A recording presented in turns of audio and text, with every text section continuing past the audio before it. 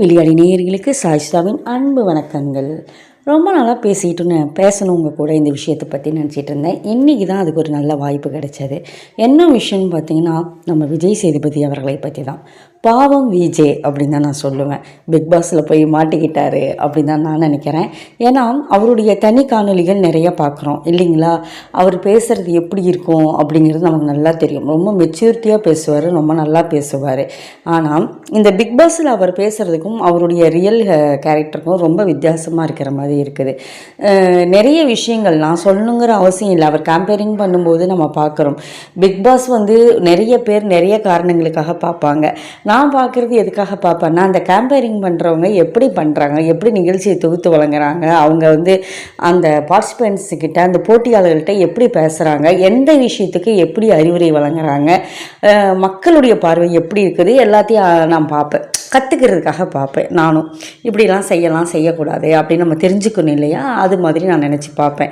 அப்படி பார்க்கும்போது நமக்கு நிறைய விஷயங்கள் புலப்படுது. ஏன்னா இன்றைக்கு உலகம் நம்ம சுட்டு விரல்னு சொல்கிற மாதிரி ஒருத்தர் ரொம்ப பிரபலமான பிறகு தான் நமக்கு பெரிய வாய்ப்புகள் கிடைக்குது இல்லைங்களா. அப்படி இருக்கும்போது விஜே ஏற்கனவே பேசின நிறைய காணொலிகளை நம்ம ஏற்கனவே பார்த்துருக்கின்றோம். அவர் தனியாக பேசினாலும் சரி, 4 பேர் கூட சேர்ந்து பேசினாலும் சரி, நல்லா பார்த்துருக்குறோம். அப்படி இருக்கிறப்ப அவர் இப்படி பேசுவாரா பேச மாட்டாருங்கிறது நமக்கு நல்லா தெரியும். தொலைக்காட்சி நிகழ்ச்சி தயாரிப்பாளர்கள் என்ன நினச்சிக்கிட்டு இருக்காங்கன்னு தெரியல. பார்க்கின்ற நேயர்களுக்கு எதுவுமே தெரியாதுன்னு நினச்சிக்கிட்டாங்களா, இதெல்லாம் அவங்க தான் செய்வாங்கன்னு நினச்சிக்கிட்டாங்களா. அதுவும் இந்த பிக் பாஸ் சீசன் இந்த சீசன் ரொம்ப மோசமாக இருக்குது. நிறைய பேரின் அதிருப்தியை வாங்கியிருக்குது அப்படின்னு தான் சொல்லலாம். போன சீசன்லேயே தொடங்கிட்டாங்க. இந்த இணையங்களில் மக்கள் சொல்லப்படும் விமர்சனங்களுக்கு பதில் சொல்கிறதே வாரம் சனி ஞாயிறு கண்டென்ட்டாக வச்சுருந்தாங்க.